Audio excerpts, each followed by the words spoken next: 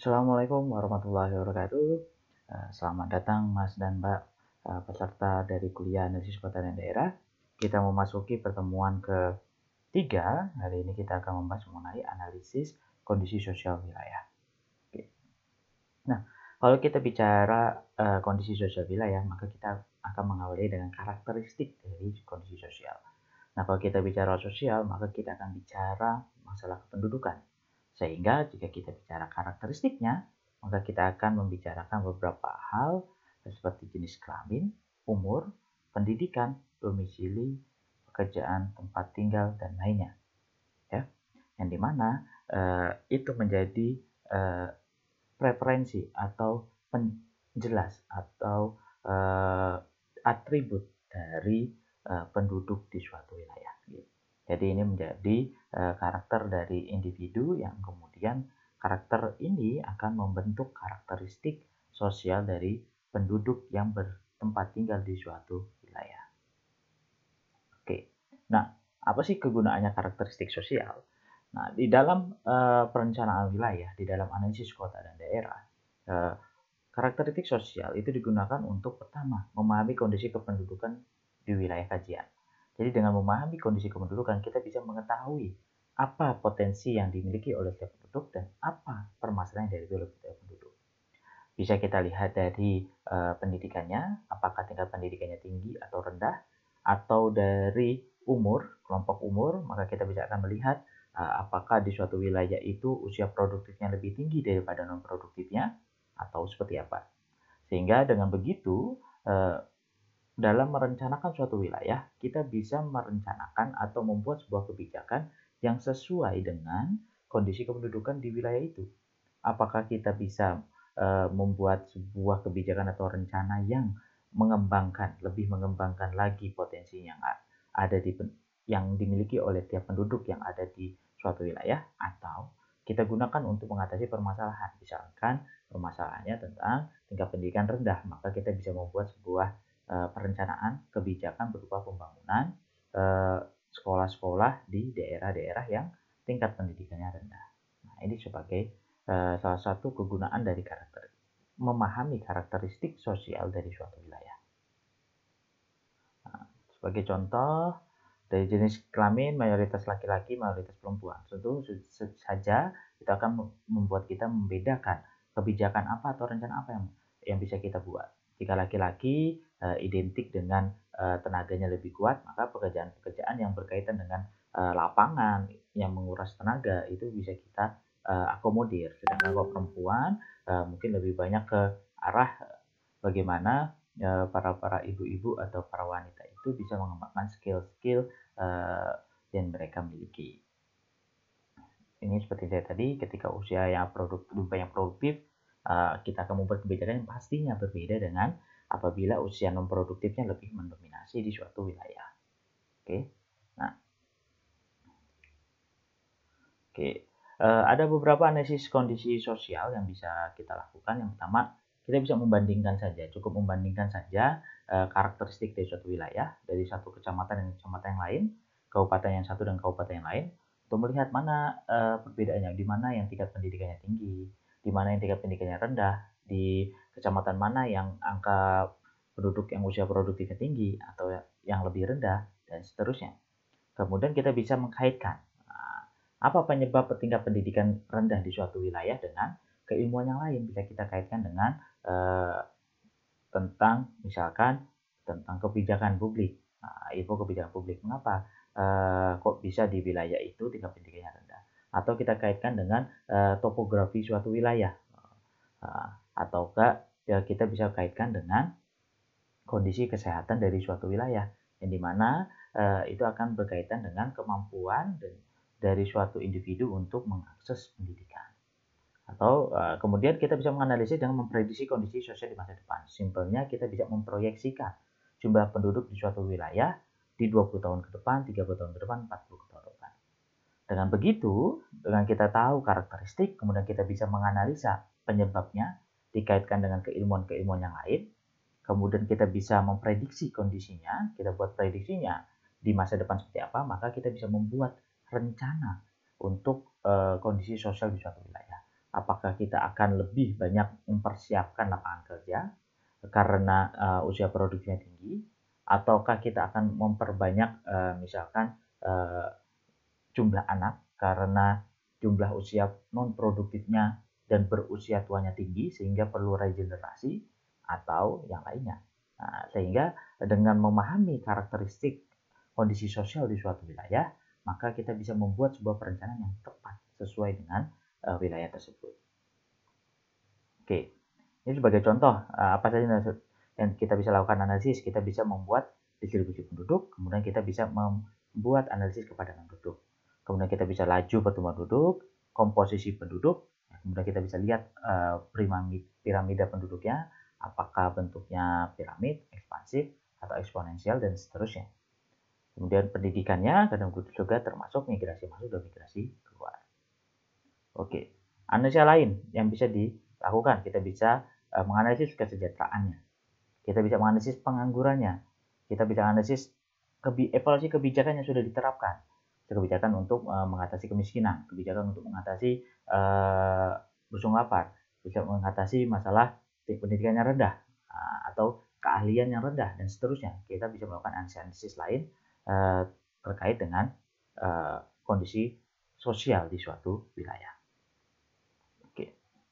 Nah, di dalam materi ini saya akan mencoba mengkaitkan mengenai kependudukan dengan kondisi fisik wilayah, yaitu saya akan menjelaskan singkat mengenai daya dukung lingkungan. Nah, menurut Odum tahun 71, daya dukung lingkungan merupakan jumlah populasi organisme yang hidupnya dapat didukung oleh suatu kawasan atau ekosistem.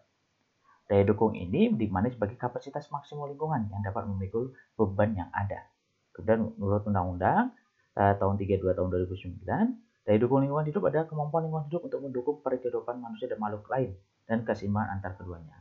Sehingga bicara masalah penduduk, masalah manusia, masalah makhluk hidup yang ada di atas permukaan bumi atau di bawah permukaan bumi, kita akan berkaitan dengan kemampuan dari alam, dari kondisi fisik yang ada di alam ini dalam menyediakan kebutuhan-kebutuhan dari kita, dari manusia, dari termasuk hewan dan tumbuhan yang ada di permukaan bumi. Ketika daya dukungnya cukup, maka kebutuhan-kebutuhan akan tetap terpenuhi, tapi jika daya dukungnya tidak mencukupi, maka akan muncul yang namanya kekurangan, kelangkaan, dan juga pada akhirnya bisa akan beraspek kepada kesejahteraan dan kondisi sosial di suatu masyarakat.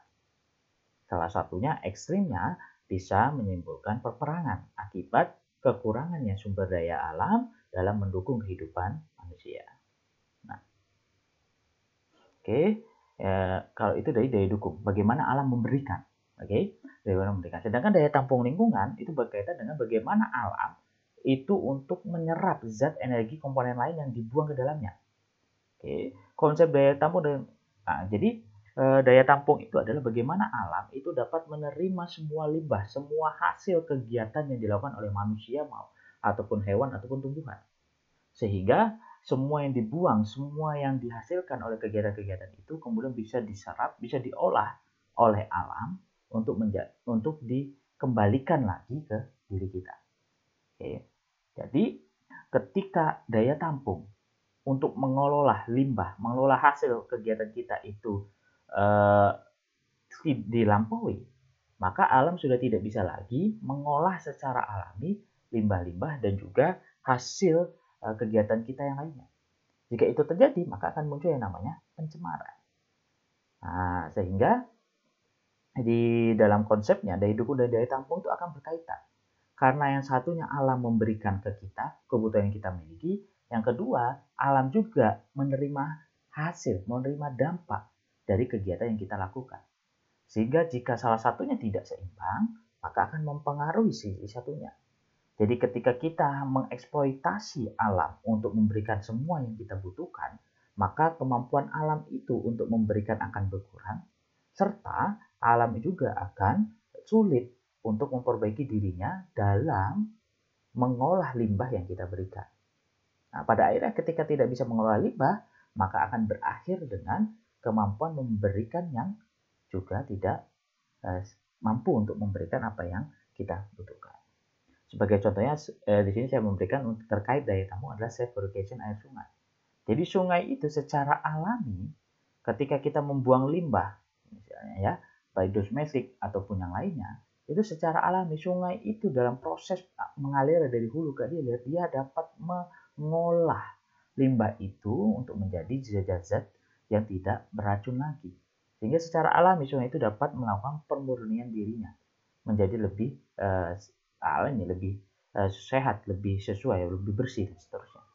Namun ketika kemampuan sungai itu terlampaui untuk dapat memulihkan dirinya sendiri, maka akan muncul yang namanya pencemaran. Sungai menjadi kotor, sungai jadi tercemar, sungai menjadi bau dan seterusnya. Sebagai contoh. Oke. Nah, ini sebagai gambar ya, ini sudah kita bisa lihat bahwa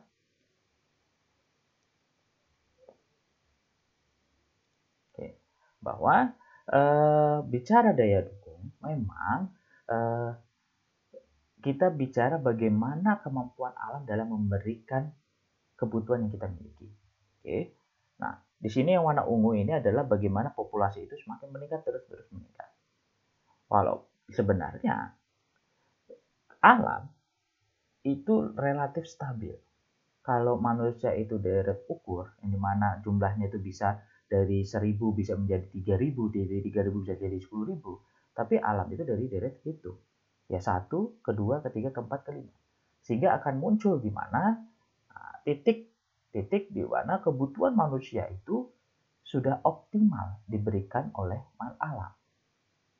Sehingga ketika manusia terus bertambah, sedangkan lingkungan kondisi yang relatif tetap, akan muncul sebuah dua kondisi. Oke, apakah daya dukungnya akan berkurang? Oke, karena kita terus membutuhkan untuk tereksploitasi, akhirnya kemampuan alam dalam memberikan berkurang sehingga terjadi kerusakan lingkungan, atau kita mampu untuk meningkatkan kemampuan dari daya dukung alam itu. Namun perlu digarisbawahi, tidak semua daya dukung bisa kita tingkatkan. Mungkin kesuburan tanah bisa kita tingkatkan dengan pupuk. Namun jika bicara ketersediaan bahan mineral, bahan tambang, itu akan sangat sulit untuk ditingkatkan kemampuannya karena proses pembentukannya sangat lama. Sehingga kalau sudah habis ya berarti habis. Nah, ini yang perlu kita pahami untuk mengenai konsep daya dukung. Nah, ini. Oke. Nah, ini yang perlu kita pahami bersama bahwa saat ini populasi manusia sudah sangat banyak. Lingkungan, nah kita memang belum tahu, kita belum bisa mengukur apakah alam itu sudah mencapai batasnya dalam memberikan kebutuhan kita. Namun jika kita merasakan sekarang kondisi lingkungan sudah semakin panas, sudah makin muncul anomali-anomali iklim, maka mau tidak mau kita harus menyadari bahwa alam itu sudah mulai mencapai batas dalam kemampuannya untuk mendukung kebutuhan manusia. Kita lanjutkan. Nah, ini tadi konsepnya, daya tampung itu bagaimana mengolah limbah yang dihasilkan oleh masyarakat. Oke. Kemudian dia mempunyai daya dukung berupa penyediaan kapasitas. Nah, jadi ini adalah suatu siklus yang saling terkaitan satu sama lain.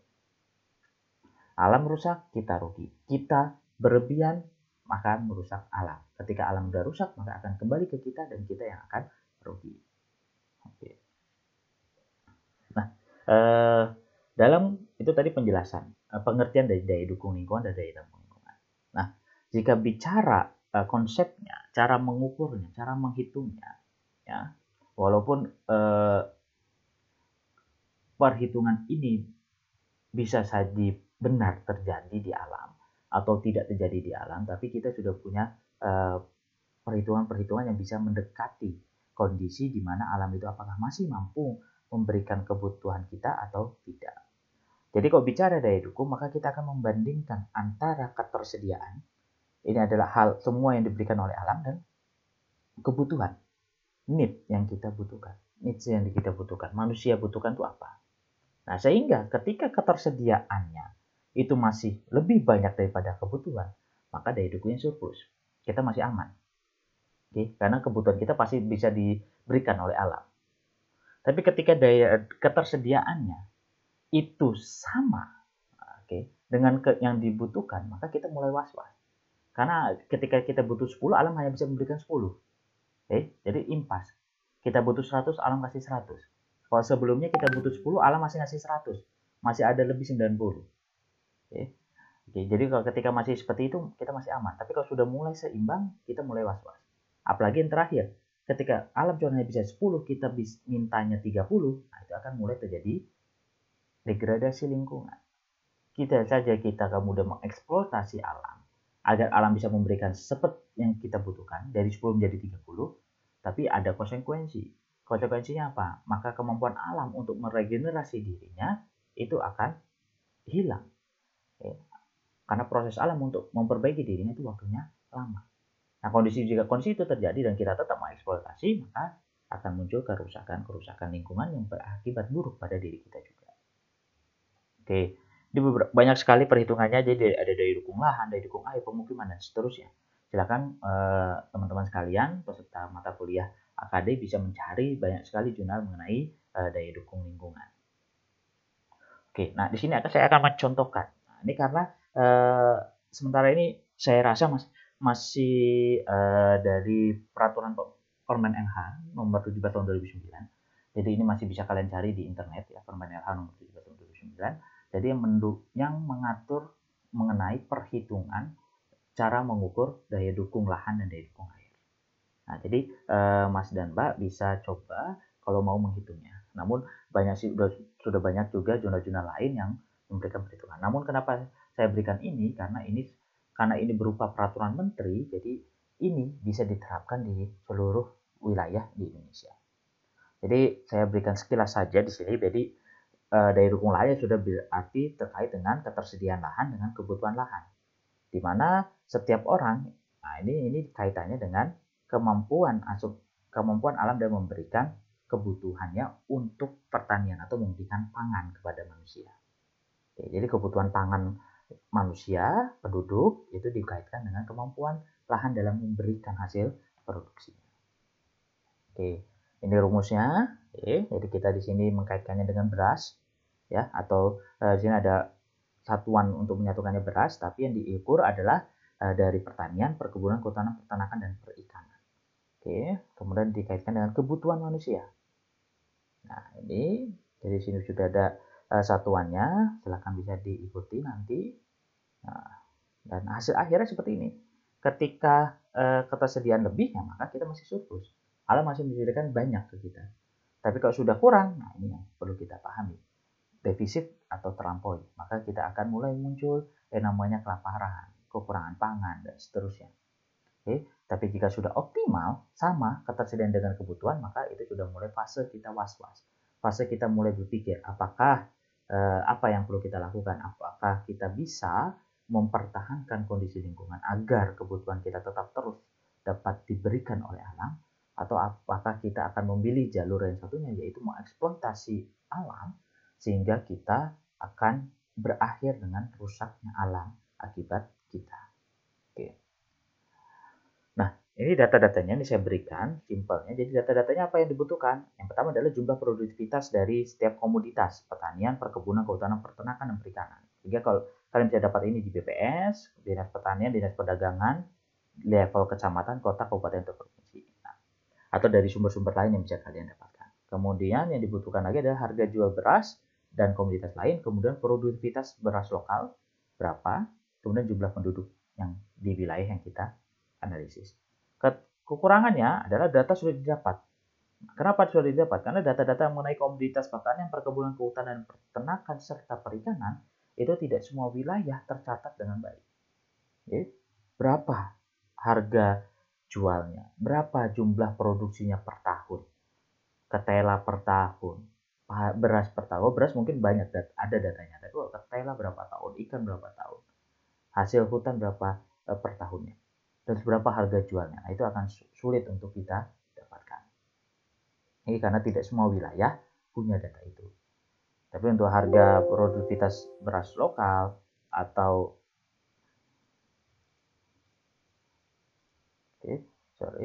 saya lanjutkan.